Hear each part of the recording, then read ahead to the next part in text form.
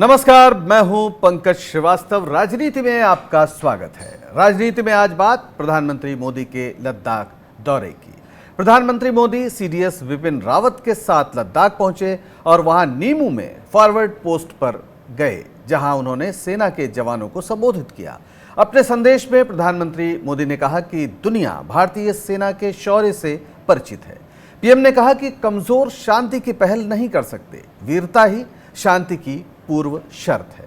प्रधानमंत्री ने चीन पर निशाना साधा और बिना नाम लिए कहा कि आज दौर विस्तारवाद का नहीं, विकासवाद का है। प्रधानमंत्री ने कहा कि लद्दाख का पूरा हिस्सा भारत का मस्तक है, 130 करोड़ भारतीयों के मान सम्मान का प्रतीक है।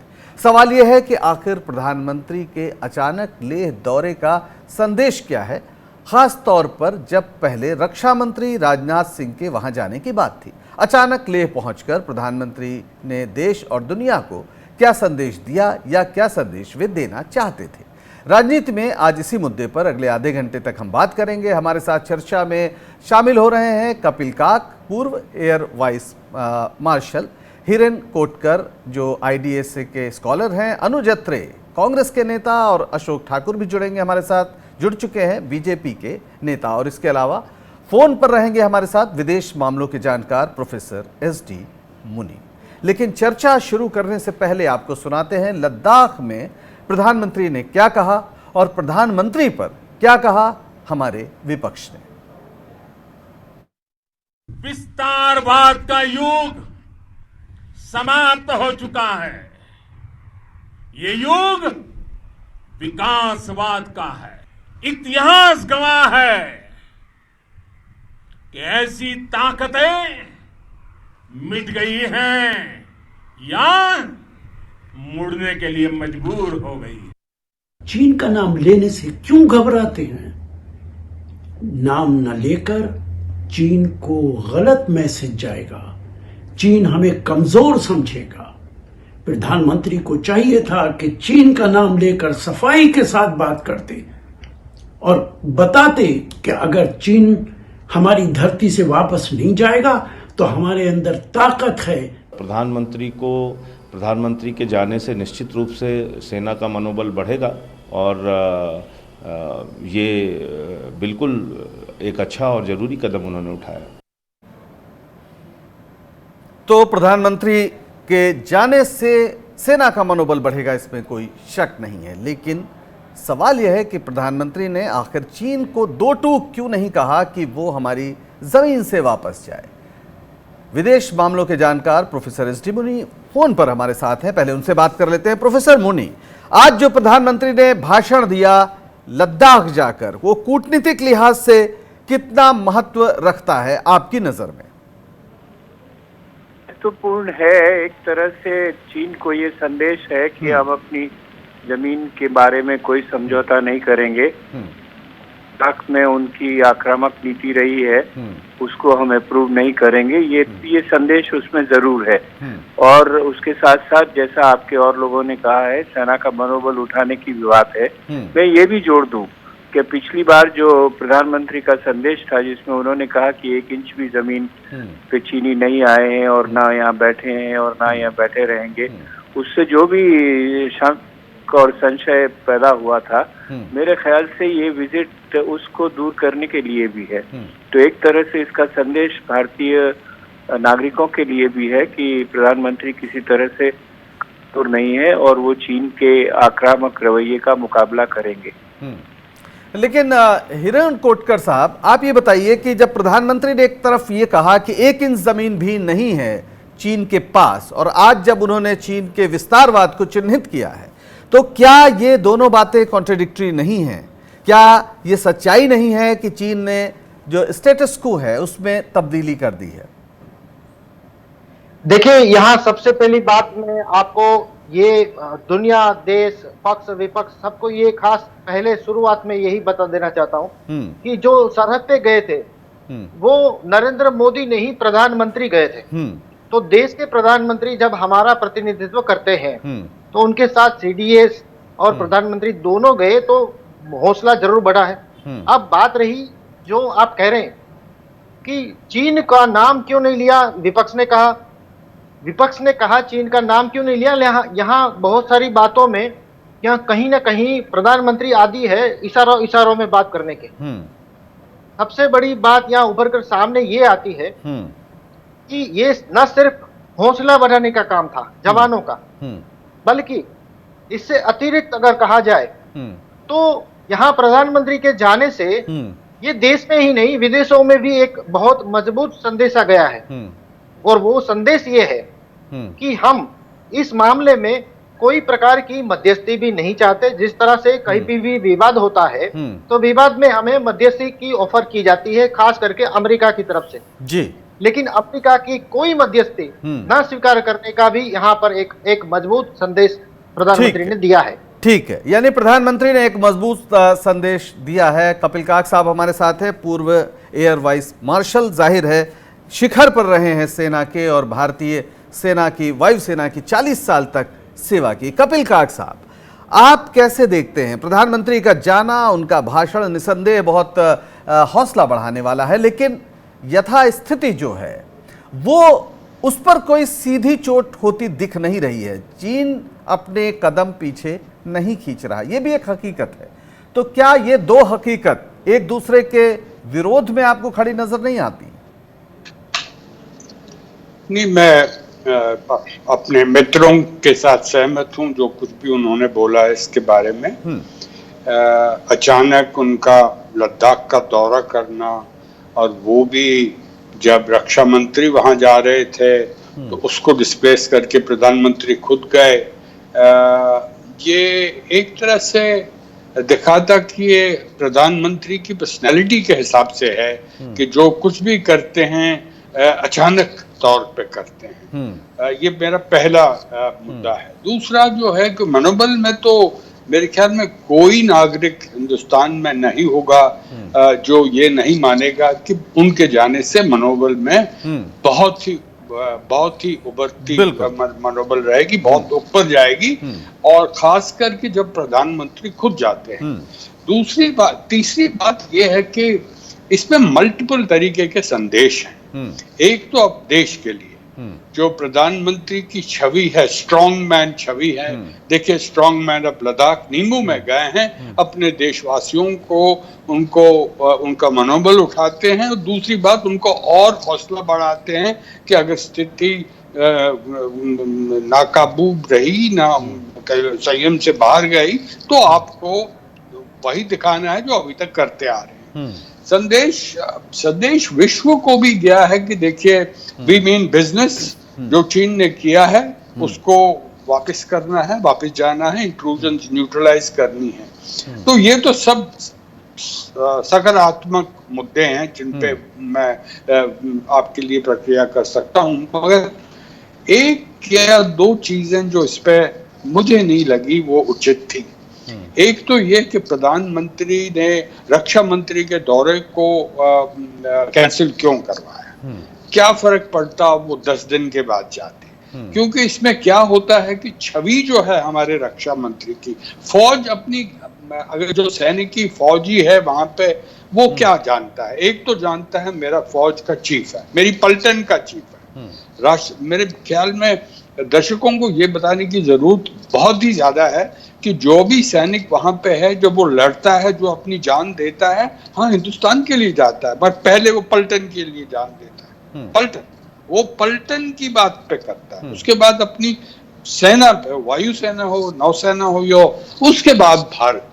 ये उनके दिमाग में जो है वो ये है, क्योंकि पलटन की इज्जत सबसे बहुत अहमियत रखती है। तो वहां पे जब हम देखते हैं अभी तक जो कोई भी भारत की तरफ से नीतियां रही हैं, मैं समझता हूं बहुत अच्छी रही हैं। एक छोटी सी गलती हुई थी प्रधानमंत्री के स्तर पर, जब उन्होंने कहा था कि 1 इंच भी हमारी टेरिटरी नहीं गई है, कोई पोस्ट ऑक्यूपाई नहीं किया है, और अगले दिन MEA के हमारे विदेश मंत्री उनको बिल्कुल एक तरीके के अपेंड कर दी जो उन्होंने स्टेटमेंट की थी। मगर एक चीज सबको जाननी है कि सरकार की तरफ से जो कुछ भी आज तक कार्रवाई रही है बहुत उचित रही है। कोई रेटरिक नहीं इस्तेमाल किया गया है, कोई एस्केलेटरी की बातचीत नहीं हुई है। डिप्लोमेटिक ओवररीच जो है, आउटरीच जो है कूटनीतिक का, वो भी बहुत ही उचित रहा है, अप्रोप्रिएट रहा है। मगर एक चीज जो है वो ये है कि मुझे लगता है जो आर्मी चीफ उनके साथ गए हैं वो जरूरी था, मगर मुझे नहीं लगता है कि सीडीएस के जाने की जरूरत है। क्योंकि सीडीएस की अगर आप बिजनेस रूल्स देखें, अगर सीडीएस का मैंडेट जो है, जो अनाउंस किया है, आप गूगल कीजिए सीडीएस इंडिया मैंडेट, वो नहीं, उनकी कोई भूमिका नहीं है लेह में, कोई भूमिका नहीं है। एक भूमिका है कि हाँ, उनकी जॉइंटमैनशिप बढ़ानी है, हमारे जॉइंट स्ट्रक्चर्स को इंप्रूव करना है, और क्योंकि अगर सीडीएस वहां जाए तो हमारे आर्मी चीफ की छवि जो है उस पर थोड़ी एक तरीके की डाउनवर्ड, बिल्कुल। और रक्षा मंत्री की अनुपस्थिति भी, जैसे आपने जिक्र किया, वो एक महत्वपूर्ण सवाल उठता है, उनका रहना शायद महत्वपूर्ण होता।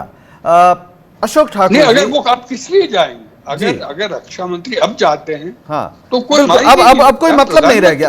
बिल्कुल आप सही कह रहे हैं। पहले वो जाते और उसके बाद प्रधानमंत्री जाते तो शायद एक बड़ा संदेश जाता। अशोक ठाकुर जी, नहीं, सबसे पंकज जी, सबसे बड़ी बात जो मैं कहना चाहता था कह नहीं पाया, क्योंकि अगर प्रधानमंत्री का स्टाइल है 1-to-1 लीडरशिप है, तो वो रक्षा मंत्री को आइसोलेट नहीं कर सकते, उनको साथ जाना। मैंने देखा है 70 साल जब भी प्रधानमंत्री कहीं भी फॉरवर्ड एरियाज में गए हैं, रक्षा मंत्री और जो भी एरिया, एयरफोर्स का है तो एयरफोर्स चीफ आएंगे, आर्मी की बात हो तो आर्मी चीफ जाएंगे, नौसेना की बात हो तो नौसैनिक चीफ जाएंगे।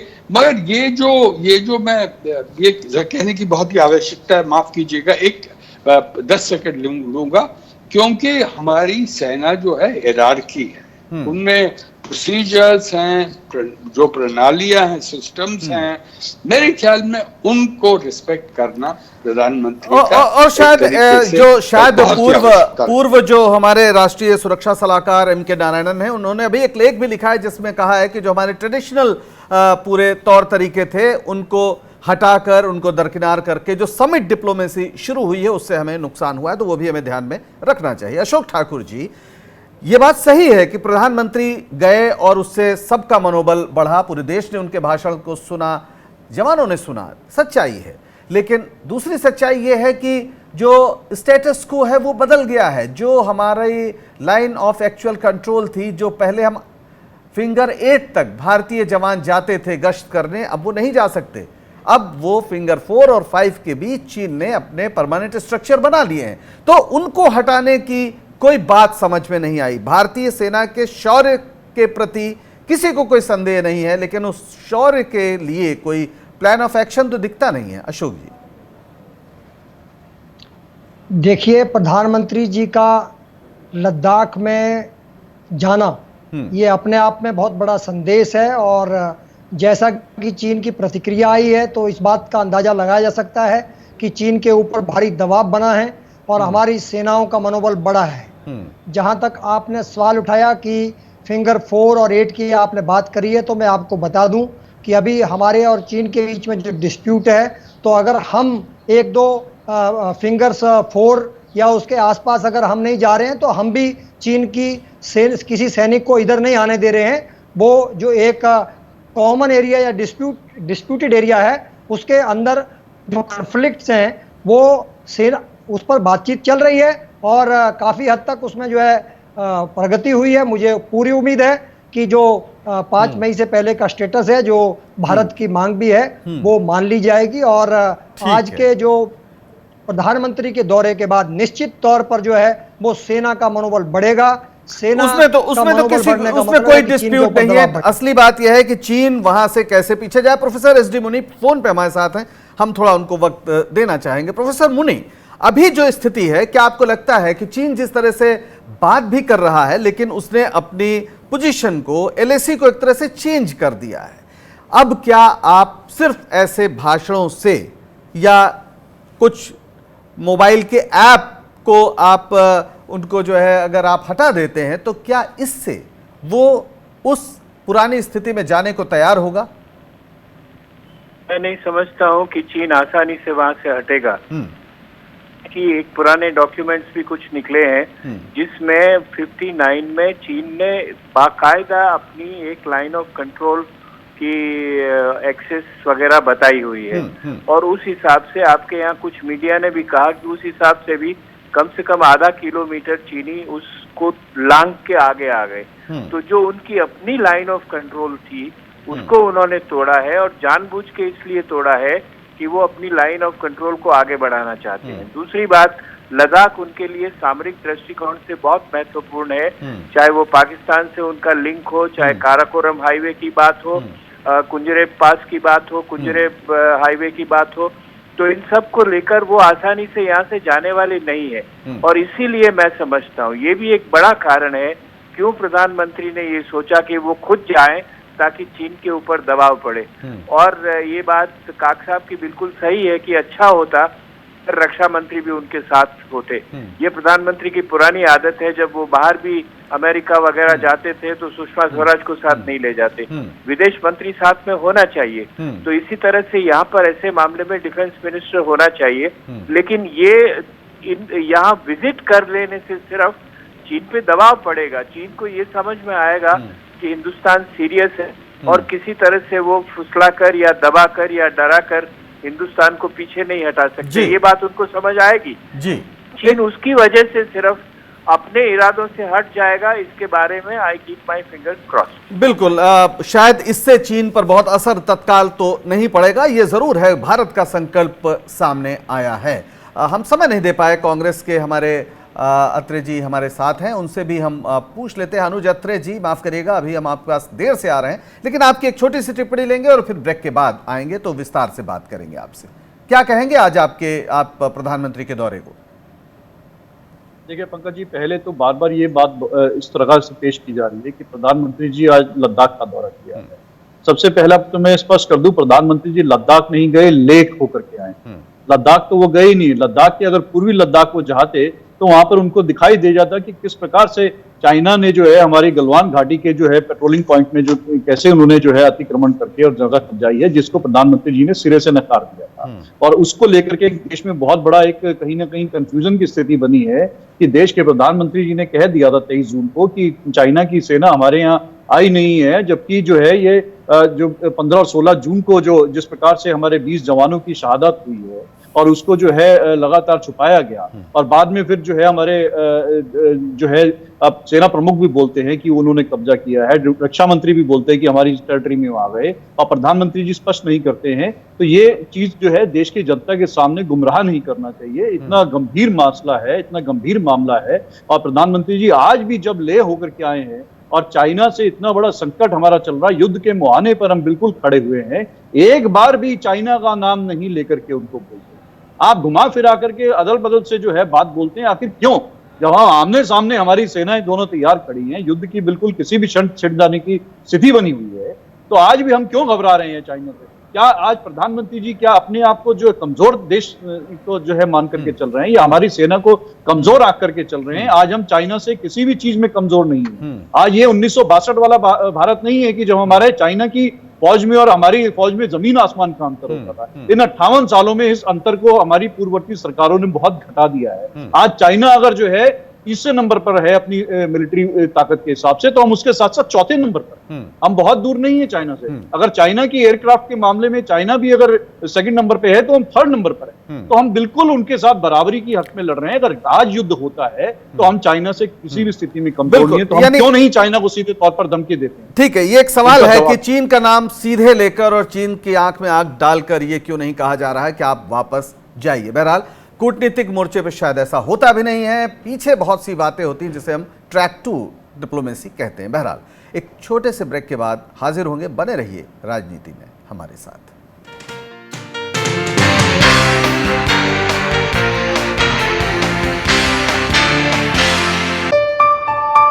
चलो इतिहास के कुछ पन्ने पलटते हैं, चलो उस दौर में कुछ दूर चलते हैं। हो बात ग्वालियर की या हो कहानी मुमताज की, बेगम नवाब की झलकियां या हो बात काले ताज की। हर तरफ पसरा यहाँ इतिहास है, यूं ही नहीं कहते सभी, मध्य प्रदेश तो कुछ खास है। वक्त के निशान।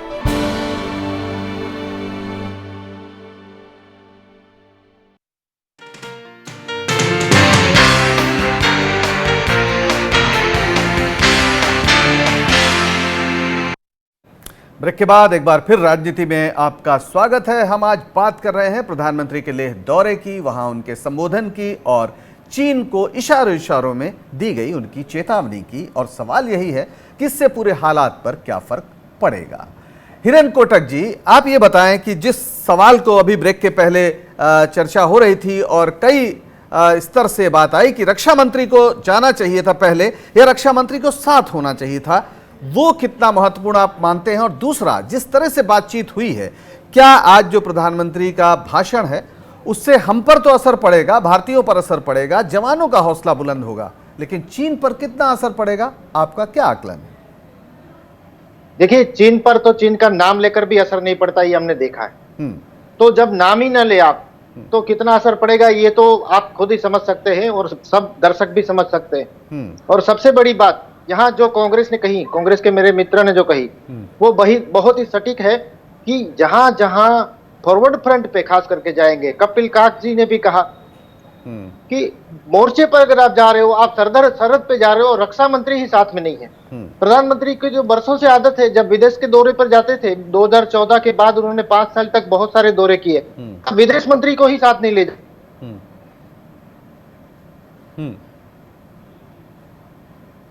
तो एक खास सवाल उठा रहे हैं हिरेन कोटक, लेकिन इस सवाल के साथ उनका संपर्क थोड़ा सा हमसे टूट गया है। अशोक ठाकुर जी, ये सवाल तो जायज़ है। अगर रक्षा मंत्री साथ जाते, अगर उन्हें जाना ही था प्रधानमंत्री को, तो क्या ये ज़्यादा सही संकेत नहीं होता? और जैसा अभी आया है हमारे पूर्व रक्षा सलाहकार जिनके बारे में मैंने जिक्र किया कि ये जो समिट डिप्लोमेसी है कि हर जगह प्रधानमंत्री सीधे चले जाते हैं और वही सब कुछ तय करते हैं, इससे जो एक तमाम सांगठनिक या इंस्टीट्यूशनल जो पूरा गतिविधियों का एक जो तंत्र होता है वो उससे कमजोर पड़ता है। क्या आप इससे सहमत नहीं हैं?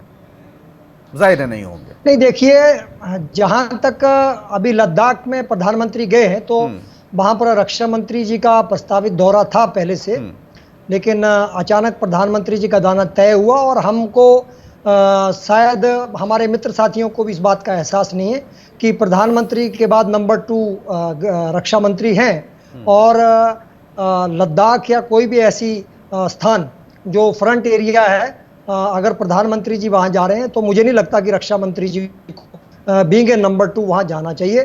तो शायद इस बात का ध्यान रखा गया होगा और इसको अदरवाइज लेने की मुझे लगता है कोई आवश्यकता नहीं है। इसका जो एक संदेश गया है पूरे दुनिया के अंदर, वो बहुत मजबूत संदेश गया है। चीन हो चाहे अन्य देश हो, इस बात का प्रधानमंत्री जी ने स्पष्ट संकेत दे दिए हैं कि भारत किसी भी परिस्थिति में जो है वो से सामना करने के लिए तैयार है और किसी भी स्तर पर जो है भारत को कोई कमजोर ना आके, और निश्चित तौर पर जो है निश्चित है भारत को कोई कमजोर आंकने की गलती करता है तो ये उसका नतीजा भुगतना पड़ेगा। ऐसा भारतीय समाज, भारतीय सरकार, भारतीय सेना सबका संयुक्त संकल्प है, इसमें तो कोई दिक्कत नहीं है कपिल काक साहब। लेकिन असल चीज़ तो ये है कि हम ये सारी जो भंगिमाएं हैं भाषण की, हमारे जो बहुत ज़बरदस्त जोशीले नारों की, और हकीकत जो है वो एलएसी का बदल जाना है, हम इसको अब कैसे प्राप्त कर सकते हैं? आप कौन सी वो सूरत देखते हैं? क्या सिर्फ युद्ध ही एकमात्र विकल्प है या कुछ और भी तरीका है? नहीं, पहले तो मैं आपको मुबारकबाद देना चाहता हूं कि आपकी चैनल ये नाराबाजी नहीं करती है। मैं काफी चैनल्स पे कमेंट्स करता हूँ, वहां पर ऐसे लगता है कि स्टूडियो में ऑक्सीजन की कमी है, वो मतलब ऐसे बातें करते हैं जी। ये तो अच्छा हुआ, आपको मुबारकबाद देना चाहता हूँ। जहां तक आप ये कहते हैं कि कब ये हमारे सामने जो कष्ट है इसको दूर कब होगा, पहले हमने देखना, हमारी सबसे बड़ी कमजोरी है हम चीन को एसेस नहीं कर पाए। चीन की असेसमेंट, उनके जो स्ट्रेटेजिक कल्चर है, जैसे कहते हैं रणनीतिक संस्कृति, उसको हम समझ नहीं पाए। तीसरी बात जो है, जो लीडरशिप है, अथॉरिटेरियन लीडरशिप सीपीसी की है, चाइनीज कम्युनिस्ट पार्टी की है, वहां शी खुद ही डरे हुए हैं अपने कॉम्पिटिटर्स से, जो उनको एक तरीके से दिखाते हैं कि आपने कोविड के मामले कोई लीडरशिप नहीं दिखाई, और उसके लिए ये ऐसे कार्रवाई करते हैं कि उनके मनोबल में, उनकी पोजीशन में एक तरह की क्षमता आ जाए। ये हम कभी नहीं इसकी बात नहीं कर रहे हैं। तीसरी बात जो बहुत ही महत्व रखती है वो ये है कि चीन को खासकर एक तरीके का डर है कि वो घेरे हुए हैं सारा विश्व उनको, वो क्वाड हो या इंडो पैसिफिक हो या भारत की जो सड़क बनी है दारबुक और जो डीबीओ की तरफ है, क्योंकि उस सड़क को अभी तक हमें बनाया नहीं था, इसलिए वो बड़े आराम से बैठे हुए थे कि कोई खतरा नहीं है पूर्वी लद्दाख में। अब वो बदल गया है, क्योंकि हमारे वहां रहने से पहले कहते हैं कि एक तो होता है इंटेंशन, आपके इरादे क्या हैं, दूसरी है कि कैपेबिलिटीज। इरादे तो बदल सकते हैं, दिन ब दिन बदल सकते हैं, मगर कैपेबिलिटी तो जमीन पे है, वो सड़क है।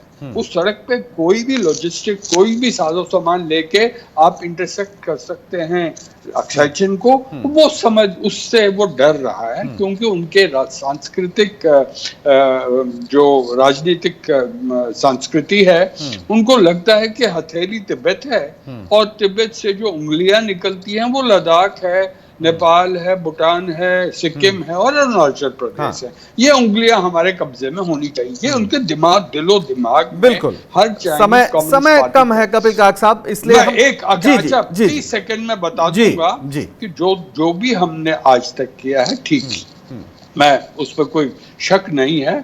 हाँ, डिप्लॉयमेंट पूरी बढ़ने, उनको टकराव, सैनिकी टकराव, उनको दिखना चाहिए कि क्षमता है भारत की फौजों के, वो हमारे सामने है। तीसरी बात है कि जो हमारी कूटनीतिक है, उसको जितना हम उसका इस्तेमाल कर सकते हैं करना चाहिए, मगर ऐसा नहीं लगना चाहिए कि हम अमेरिका के साथ जुड़े हुए हैं चीन को खतरा पहुंचाने के लिए, फिर वो काउंटर प्रोडक्टिव। ये बिल्कुल पूरी दुनिया में अमेरिका ने ऐसे ही मौकों का इस्तेमाल किया है, और वो उन देशों में अपनी सेना को लेकर गए हैं, और उन देशों का क्या हश्र है ये पूरे हम मध्य पूर्व या ग्लोब के एक बड़े हिस्से में देख सकते हैं। जाहिर है भारत इसकी इजाजत किसी भी कीमत पर नहीं दे सकता है। बहरहाल समय हमारे पास बहुत कम है, हम एक आखिरी कमेंट अनुज अत्रे जी आपसे चाहेंगे, चूंकि समय हम आपको आज थोड़ा कम दे पाए। अभी जो पूरी स्थिति है, ये बार बार कहा जा रहा है कि सवाल मत उठाइए और चुपचाप बात करके बहुत चीज हासिल होती है। जैसा अभी कपिल काक जी ने कहा कि सिक्किम पर भी चीन की नजर थी, लेकिन इंदिरा गांधी के जमाने में हमने देखा कि किस तरह सिक्किम को भारत में मिलाया गया। अभी क्या लगता नहीं है कि सरकार को बहुत ज्यादा सवाल ना किए जाए? ये जो डिमांड है, इस पर बतौर विपक्ष के नेता आपका क्या कहना है? देखिए, सरकार से मांग करनी चाहिए, सरकार को, विपक्ष का काम है, हम सरकार की आलोचना नहीं कर रहे हैं। समस्या ये है कि आज कोई भी सरकार को सुझाव दिया जाता है या मांग की जाती है, सरकार उसको आलोचना के रूप में देखती है, और इनके जो नीचे के जो सेकंड स्ट्रीम के जो लीडर्स हैं उसको देशद्रोह तक का नाम दे देते हैं। लेकिन हम ये पूछना चाहते हैं कि देखिए, दिखावा नहीं होना चाहिए। आज भी जो हम चाइनीज ऐप को बैन करके हम सोचते हैं कि हमने चाइना के ऊपर, एक जो रविशंकर प्रसाद जी ने कहा कि हमने डिजिटल अटैक कर दिया है, ये इन चीजों से काम नहीं चलेगा। चाइना से आप ये जो छोटी मोटी ऐप जो बैन करके आप सोचें कि आपने 20 सैनिकों की शहादत का बदला ले लिया और 10 के बदले आप जो है 100 सिर्फ लाने की जो बात करी थी, लाल आंखें दिखाने की बात करी थी, देश को शर्मिंदा मत कीजिए। जो भारत की वीर सपूतों की, आज वीर माताओं की, जो प्रधानमंत्री जी ने लेह से जाकर के प्रणाम किया है, भारत माता को जो प्रणाम किया है, उसका बदला ये टिकटॉक बैन करने से नहीं होगा। अगर आपने करना था जो 1168 करोड़ रुपए का दिल्ली मेरठ रेल कॉरिडोर, जो रोड कॉरिडोर आपने 16 जून को जो साइन किया है, जब हमारे 20 सैनिकों की शहादत हुई, उसके अगले दिन जो कॉन्ट्रैक्ट साइन किया 1168 रुपए का, उसको कैंसिल करते हैं। आज जो तमाम सरकारी जो कॉन्ट्रैक्ट साइनों को दिए जा रहे हैं, क्यों नहीं उन पर रोक लगाई जाए? ठीक है, तो चीन के साथ आर्थिक संबंधों को लेकर भी पुनर्विचार करने की जरूरत है, लेकिन लोकतंत्र स्थगित नहीं हो सकता, और यह शायद बीजेपी के नेताओं को अच्छी तरह पता है। अभी वो चाहे जो बोले, क्योंकि 1962 में जब भारत और चीन के बीच युद्ध हुआ था तो अटल बिहारी वाजपेयी उस समय जनसंघ के बड़े नेता थे, सड़कों पर जुलूस भी निकाला था, संसद में भी जबरदस्त सवाल किए थे और प्रेस में भी लगातार सवाल करते थे, और किसी ने उन्हें देशद्रोही नहीं कहा था। बहरहाल आज सब इस परिचर्चा में शामिल हुए। आप सबका बहुत बहुत धन्यवाद। राजनीति में आज बस इतना ही। बने रहिए स्वराज एक्सप्रेस के साथ और मुझे दीजिए इजाजत। नमस्कार।